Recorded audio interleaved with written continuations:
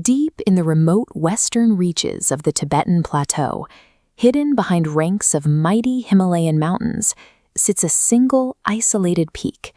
Standing 6,638 meters high, Mount Kailash is an imposing structure of black rock and glacial ice, carved into a startlingly symmetrical pyramid. The mountain is a high-altitude water tower, giving birth to the Indus, Sutlej, Brahmaputra, and Karnali rivers. This layout, a central pillar with 4 rivers flowing in distinct directions, exactly mirrors ancient cosmological descriptions of Mount Meru, the cosmic center of the world. With the physical Earth mirroring the sacred maps of the cosmos so precisely, 1.7 billion followers from 4 major religions recognize this singular peak as the center of the universe. And yet, despite being over 2,000 meters shorter than Everest, the summit of Mount Kailash has never been touched by a modern mountaineer. Standard mountaineering tradition treats the mountain as a target for human dominance. In this view, standing on a summit is the ultimate expression of achievement. But the Eastern spiritual framework sees the environment differently. Here, the mountain is a divine residence. To Hindus, it is the eternal meditation seat of Lord Shiva. To Tibetan Buddhists, the home of the supreme deity Demchok. Because of this intense sanctity, setting foot on its slopes is an act of profound desecration. It is strictly prohibited by both local cultural mandate and modern legal enforcement. Here, you do not conquer the mountain by climbing up. You submit by surviving a brutal 52-kilometer circumambulation around its base. This is the Kora. The Kora begins as a multi-day trek through a high-altitude desert. There is virtually no flora, no fauna, and absolutely no habitual comfort. The extreme altitude inflicts immediate violence on the human body.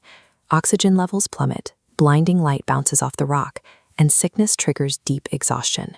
Academic researchers describe the space as a spiritual multiverse. The physical reality is entirely desolate, yet it completely overlaps with an unimaginably rich spiritual plane. Every rock formation, cave, and peak along the route maps precisely to the specific deities, legends, and histories of Hinduism, Buddhism, Jainism, and the Bon religion. It is an incredibly rare phenomenon. 4 distinct theologies occupying a single, highly hazardous space in total peace and unanimous reverence. This environment triggers a psychological mechanism known as liminality. By pushing the body to the edge of survival, the mind is forced to detach from the ego, locking focus onto the spiritual landscape. As the route climbs steeply toward 18,000 feet, pilgrims arrive in the freezing, sheer shadow of the mountain's terrifying north face. This is the Vajrayohini burial ground. It is not a cemetery for physical corpses. It is a ritual ground designed for the death of previous lives. Here, pilgrims perform physical acts of sacrifice. They abandon cherished personal items, leaving clothing, bags, locks of hair, and even teeth scattered among the jagged rocks. Many engage in a practice known as meta-death. They lie completely still in the freezing rubble, physically mimicking a corpse, to confront the stark reality of their own mortality. This extreme violence of exposure is necessary. To earn release into a new life, the pilgrim's ego, their vanities, and their past sins must be left to die in the rocks.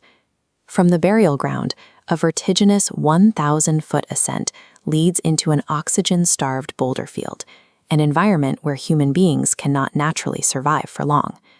This final climb brings pilgrims to the Dolma Law Pass. At 18,600 feet, it sits thousands of feet higher than Everest Base Camp. Crossing this high-altitude threshold marks the moment of transition, the point where the old life falls away and spiritual rebirth begins.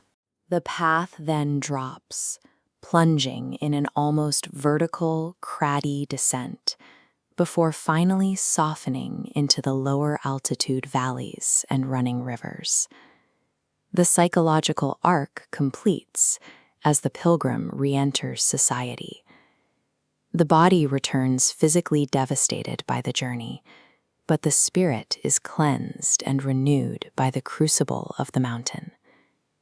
The quiet, exhausting repetition of the 52-kilometer Kora sits in stark opposition to the modern obsession with breaking records, claiming summits, and asserting dominance.